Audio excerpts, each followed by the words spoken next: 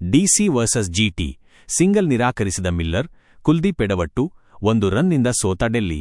ದೆಹಲಿಯ ಅರುಣ್ ಜೇಟ್ಲಿ ಮೈದಾನದಲ್ಲಿ ನಡೆದ ಐಪಿಎಲ್ 2026ರ 14ನೇ ಪಂದ್ಯದಲ್ಲಿ ಡೆಲ್ಲಿ ಕ್ಯಾಪಿಟಲ್ಸ್ ಹಾಗೂ ಗುಜರಾತ್ ಟೈಟಾನ್ಸ್ ತಂಡಗಳು ಮುಖಾಮುಖಿಯಾಗಿದ್ದವು. ಈ ಪಂದ್ಯದಲ್ಲಿ ಮೊದಲು ಬ್ಯಾಟಿಂಗ್ ಮಾಡಿದ ಗುಜರಾತ್ 211 ರನ್ ಕಲೆ ಹಾಕಿತು.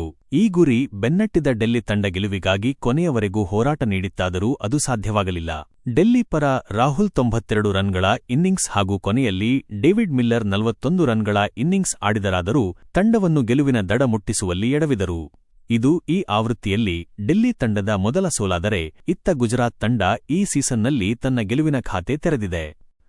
21 ರನ್ ನೀಡಿದ ಸಿರಾಜ್ ಈ ಪಂದ್ಯದ 18ನೇ ಓವರ್ವರೆಗೂ ಗುಜರಾತ್ ಪಂದ್ಯದ ಮೇಲೆ ಹಿಡಿತ ಸಾಧಿಸಿತ್ತು.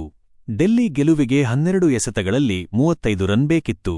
ಈ ವೇಳೆ 19ನೇ ಓವರ್ ಬೌಲ್ ಮಾಡಿದ ಸಿರಾಜ್ ಬರೋಬ್ಬರಿ 21 ರನ್ ಬಿಟ್ಟುಕೊಟ್ಟರು.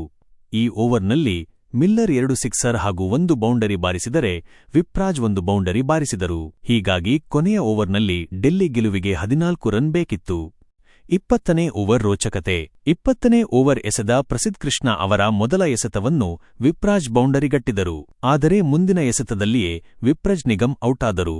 ನಂತರ ಬಂದ ಕುಲ್ದೀಪ್ ಯಾದವ್ ಮೊದಲ ಎಸೆತದಲ್ಲಿ ಸಿಂಗಲ್ ತೆಗೆದುಕೊಂಡರು. ಸ್ಟ್ರೈಕ್ಗೆ ಬಂದ ಮಿಲ್ಲರ್ 4ನೇ ಎಸೆತದಲ್ಲಿ ಸಿಕ್ಸರ್ ಬಾರಿಸಿದರು.